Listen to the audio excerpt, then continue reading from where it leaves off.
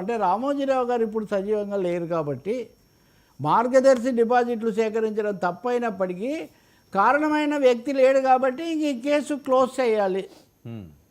ఇది మార్గదర్శి తరఫున సిద్ధార్థ లుత్రా వాదించిందే కాదు, ఆంధ్రప్రదేశ్ ప్రభుత్వం తెలంగాణ ప్రభుత్వం కూడా కోర్టుకు తమ అభిప్రాయంగా చెప్పిన విషయం.